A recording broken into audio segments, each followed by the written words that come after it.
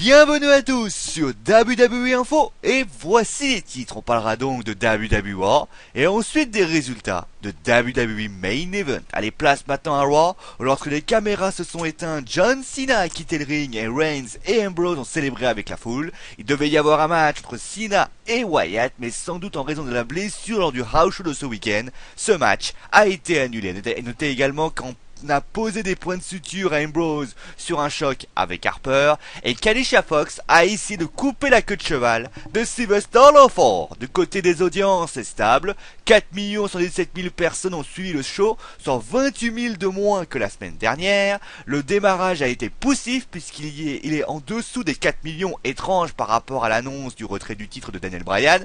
Ensuite, ce fut bien meilleur pour un final à 4 247 000 personnes. Et d'ailleurs que la semaine prochaine, c'est Kevin Start qui sera l'invité de WWE. On l'a vu par exemple dans Scary Movie et il sera là pour la promotion de son film Think Like a Man 2, sorti le 20 juin 2014. Kevin Hart qui pourra donc voir peut-être le retour de Ric Flair et du Miz, parce que oui, c'est bon, les tests médicaux ont autorisé Ric Flair à remonter sur un ring. Il serait présent comme manager soit du Miz, soit de Dolph Ziggler et de Raw. On passe bien sûr à Money in the Bank. Vous le savez, il y aura un WWE World Heavyweight Champion Ladder Match en raison de la blessure de Daniel Bryan. 4 participants sont déjà inscrits: Alberto Del Rio, Randy Orton, Sheamus et bien sûr Cesaro. Maintenant, une autre rumeur dit qu'il y aurait un autre Money in the Bank Ladder Match, sans doute avec la mallette, pour mettre en avant de jeunes talents de venir. Est-ce la raison pour laquelle Reigns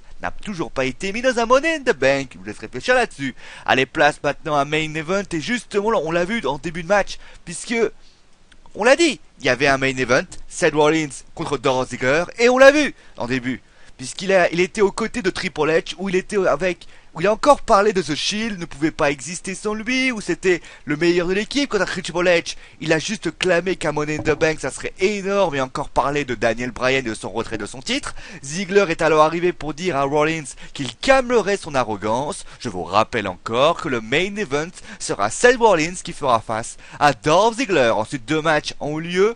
Jey Uso a battu Luke Harper, et d'ailleurs en parlant des Uso, eh bien Vince McMahon et les officiels apprécient vraiment l'équipe, puisqu'ils font forte impression, et les officiels auraient en tête de faire travailler les Usos face aux Ascension, Rick Victor et Conor O'Brien. Je vous rappelle qu'ils sont bien sûr champions par équipe de NXT. Ensuite, Rusev a battu Kofi Kingston, et dans le Main Event, Seth Rollins a battu Dolph Ziggler. Voilà, c'est la fin de WWE Info. On se retrouve demain, on parlera de l'Undertaker.